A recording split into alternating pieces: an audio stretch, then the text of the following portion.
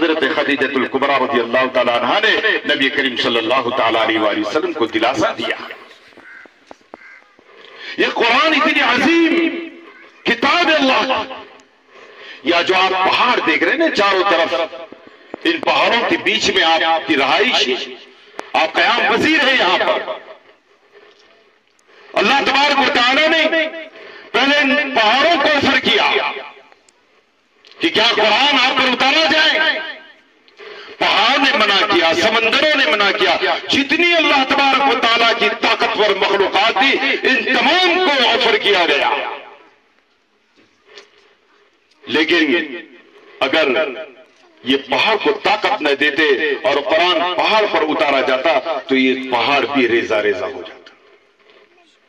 آپ کی یہ پہاڑ تو مٹی سے ملے ہوئے ہیں، اللہ کی یہ تخلیق تو ہم نے دیکھی کہ آپ یہاں پہاڑ جو ہے وہ مٹی کے ساتھ ہے، مٹی بھی ہے پتھر بھی ہے۔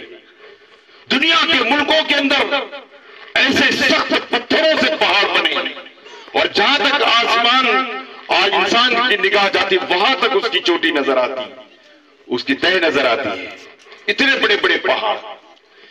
یہ اللہ تبارک و تعالیٰ نے ان پہاڑ بھی اللہ کی مخلوق ہے، اس کو اگر یہ پہاڑ نہ ہوتے تو یہ پہاڑ تو زمین کو میخ کیلے کی طرح کام کر رہا ہے، یہ زمین کو بیلنس کر کے رکھا ہے۔ اگر یہ پہاڑ نہ ہوتے تو یہ زمین جھولے کی طرح جھولتی۔ میرے عزیزوں، کہنے کا مقصد یہ کہ اللہ تبارک و تعالیٰ نے حضرت انسان کو اس کی ذمہ داری سپرد کی اور نبی کریم صلی اللہ تعالیٰ علیہ وآلہ وسلم پر یہ قرآن حضرت جبرائیل علیہ السلام کے ذریعے آپ کے قلب اطہر پر آہستہ آہستہ دھیرے دھیرے جیسا موقع، جیسا محل اور جیسا واقعہ پیش آیا اللہ کے نبی صلی اللہ تعالیٰ علیہ وآلہ وسلم پر یہ قرآن اتارا گیا۔ اور یہ قرآن صرف مسلمانوں کے لیے نہیں ہے، یہ تو پوری انسانیت کے لیے ہے، پورے عالموں کے لیے ہے، پورے عالم کے انسانیت کے لیے، قیامت تک آنے والے انسانوں کے لیے۔ قرآن میں کہیں اللہ تبارک و تعالیٰ نے صرف مسلمانوں کو اس قرآن کے لیے خاص نہیں کیا ہے۔ آج جو لوگ قرآن سے ناآشنا ہیں، قرآن کو نہیں سمجھتے، قرآن کی عظمت کو نہیں سمجھتے، ایک مسلمان کی ذمہ داری ہے کہ قرآن کے اندر اللہ کے نبی صلی اللہ تعالیٰ علیہ وآلہ وسلم کے اخلاق، انبیاء کرام علیہ السلام کے واقعات اور احکامات، عبادات کو جو پیش کیا ہے وہ آپس میں مسلمانوں کو بھی سمجھایا جائے، اور ہمارے مسلمان بھائیوں کے علاوہ دوسرے بھائی دوسری قومیں ہیں ان قوموں کے سامنے بھی یہ قرآن کو پیش کیا جائے کہ قرآن تو کتنا امن و شانتی کا پیغام لے کر کے آیا ہے اس دنیا میں۔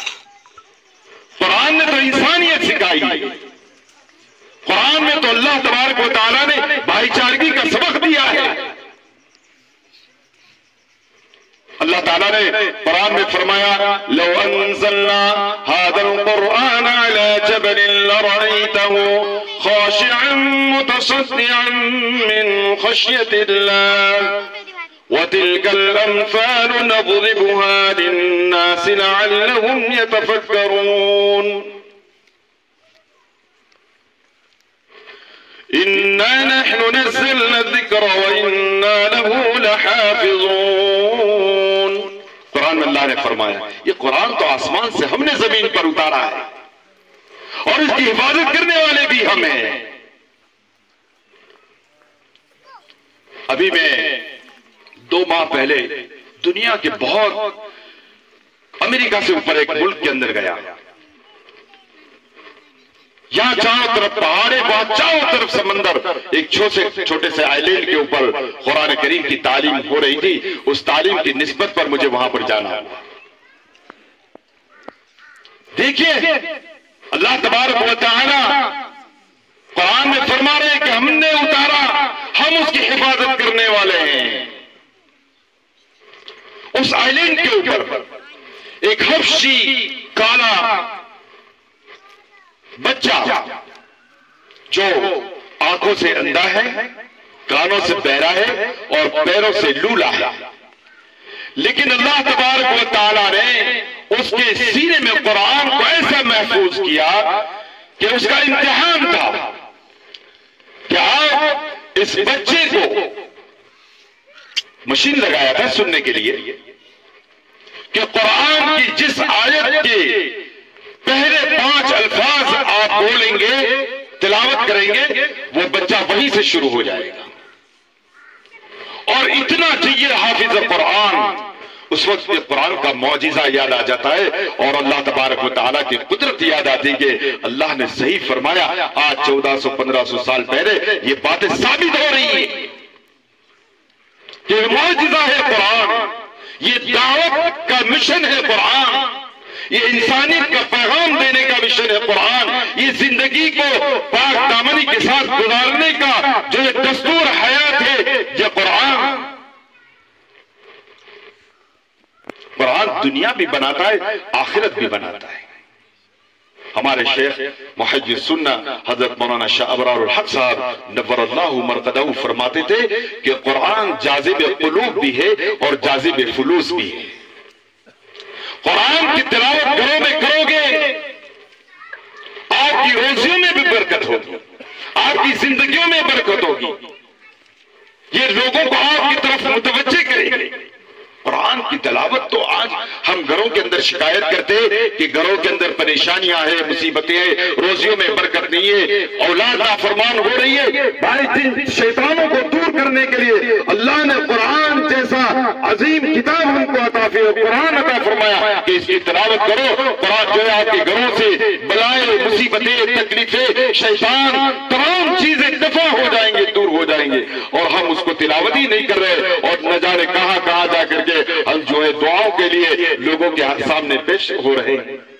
ارے بھائی آپ خود قرآن کو پڑھو, گھروں کے اندر تلاوت کرو, دنیا بھی بنے گی آخرت بھی بنے گی. مسیح الامت حضرت مولانا مسیح اللہ خان صاحب نور اللہ مرقدہ جو حضرت حکی الامت حضرت مولانا شرف تھانوی نور اللہ مرقدہ کے خلفاء میں سے تھے. حضرت فرماتے ہیں کہ ایک مرتبہ ایک مرد کا انتقال ہو گیا. اس کے انتقال کے وقت اس کی عورت روزانہ اس کو دیکھ رہی ہے کہ میرا شوہر جو ہے وہ جہنم کی آگ میں جل رہا ہے. 1 دن 2 دن 3 دن 4 دن, اس نے 7ویں دن جا کر کے پریشان ہوئی کہ روزانہ مجھے یہ خواب آ رہا ہے کہ میرا شوہر جہنم کی آگ میں جل رہا ہے. اس کا ننھا سا بیٹا تھا, اس نے سوچا کہ اس بچے کو میں قرآن پڑھاؤں. جب اس بچے کو مکتب میں استاد کے پاس لے کر کے وہ عورت گئی اور کہا کہ میرا بچہ ہے, اس کا باپ نہیں ہے, اس کو آپ قرآن پڑھائی, اس کو قرآن سیکھنا ہے. استاد نے کہا کہ بیٹھ جاؤ. قرآن پڑھانا شروع کیا, بسم اللہ شروع کی, الف با تا ثا سے شروع کرایا قرآن پڑھانا. پہلے دن اس عورت نے اسی رات کو خواب دیکھا کہ اس کا شوہر جنت کے اندر ٹہل رہا ہے. پوچھا گیا کہ کیوں جنت میں ٹہل رہے ہو, تم تو اتنے دن سے جو ہے جہنم کی آگ تمہیں جلا رہی تھی. کہا کہ جب بچہ مکتب میں استاد کے پاس پڑھنے کے لیے گیا اور اس نے بسم اللہ بول کے الف با تا شروع کیا, اللہ تبارک و تعالیٰ کی رحمت کو جوش آیا. اللہ تعالیٰ نے کہا کہ اس کا خون زمین کے اوپر جو ہے وہ میرا ذکر کر رہی ہے, میرا ورد کر رہا ہے, میرا قرآن پڑھ رہا ہے, اور یہ ہو نہیں سکتا کہ اس کے باپ کو میں جو ہے جہنم کی آگ میں جلاؤں, اس کو جنت میں لے جاؤ. فرشتوں کو حکم دیا تو مجھے جنت میں ٹہلتا ہوا کر دیا. یہ قرآن کی عظمت ہے, یہ قرآن کی فضیلت ہے میرے دوستوں. آج ہم نے ماڈرن زمانے میں بچوں کو اسکول پڑھانا بچوں کو قرآن پڑھانا چھوڑ دیا.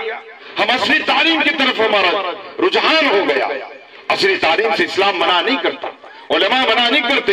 بچوں کو بہترین انگلش سکھاؤ, بہترین انجینئر بناؤ, ڈاکٹر بناؤ, IAS بناؤ, IPS بناؤ, پائلٹ بناؤ, ڈاکٹر بناؤ. تمام چیزوں کی گنجائش ہے شریعت میں, تمام چیزوں کی چھوٹ دی ہے اسلام نے, منع نہیں کیا. تنگ نظر نہیں ہے اسلام. اسلام کے اندر وسعت و فراوانی ہے.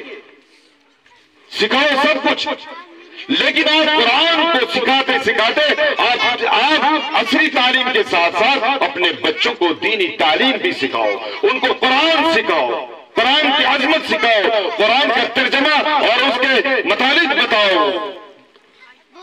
حافظ بناؤ گے، عالم بناؤ گے۔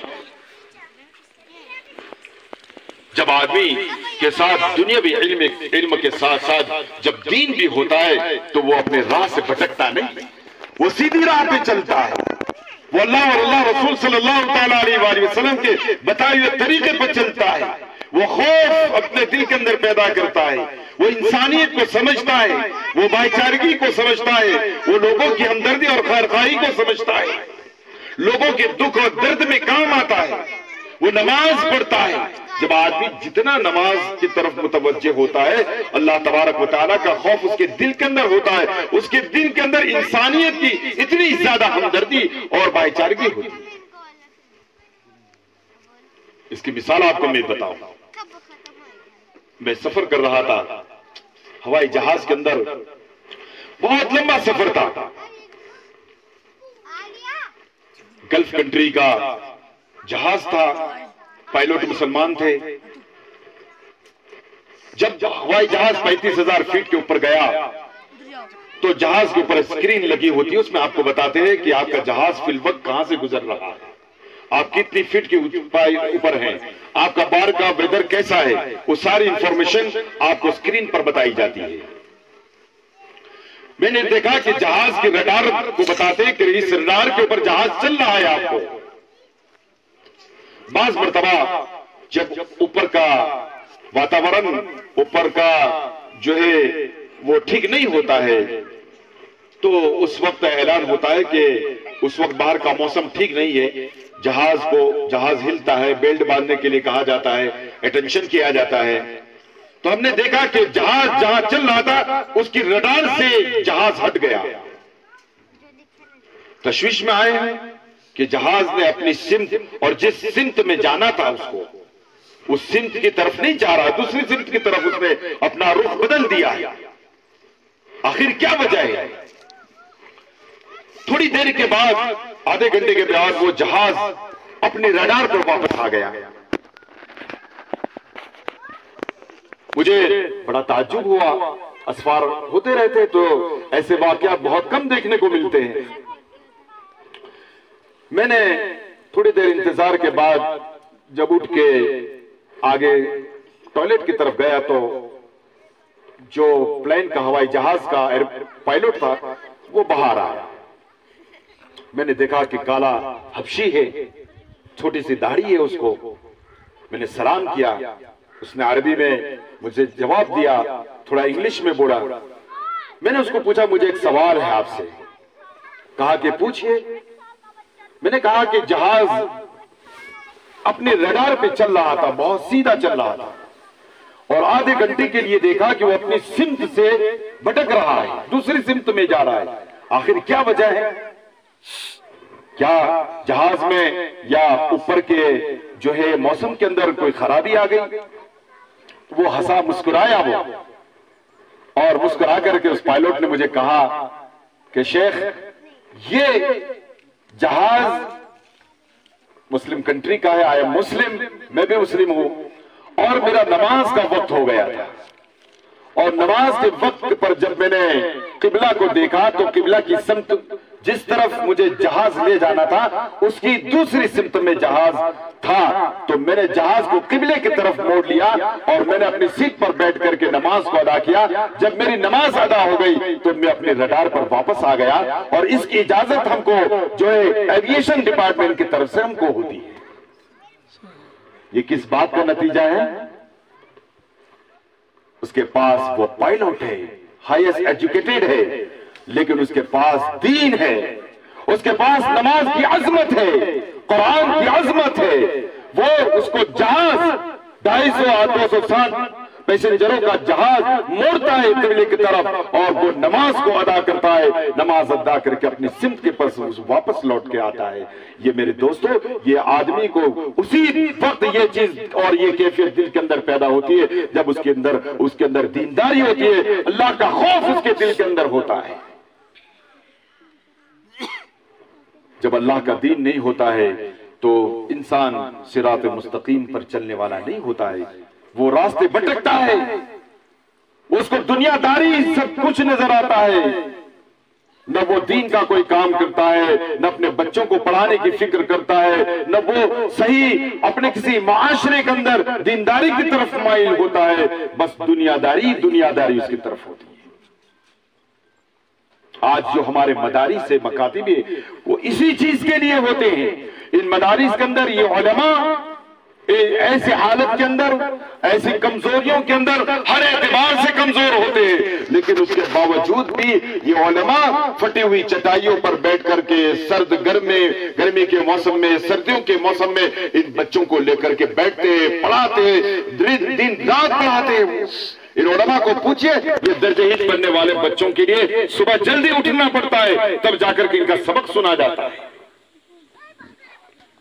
ان بچوں کو سنا آپ اپنے بچوں کو بچیوں کو 5ویں 6ٹھی 7ویں 8ویں کلاس میں پڑھاتے ہیں، 10 11 12 میں آپ کے بچوں کو اسکول کے علاوہ ٹیوشن بھیجنا پڑتا ہے، اسپیشل آپ کو ٹیچر رکھنا پڑتا ہے تاکہ ان بچوں کو آپ جو ہے ان بچوں کو ٹیوشن دو۔ ان مدرسے کے طلباء کو آپ کو ٹیوشن دینا پڑا، ان بچوں کو آپ کو کبھی ٹیوشن نہیں دینا پڑا۔ آپ کے بچے 2 گھنٹے اگر مکتب میں جاتے ہوں گے، وہ قرآن پڑھنا سیکھ گئے، وہ کلمہ پڑھنا سیکھ گئے، 5 کلمے آ گئے یا قائد آ گئے ان کے پاس۔ جتنی دین کی ضروری چیزیں ان کو وقت ملا، اچھی ایمانداری کے ساتھ ان علماء نے اپنے مدرسوں میں چٹائیوں پر بیٹھ کر ان کو پڑھایا۔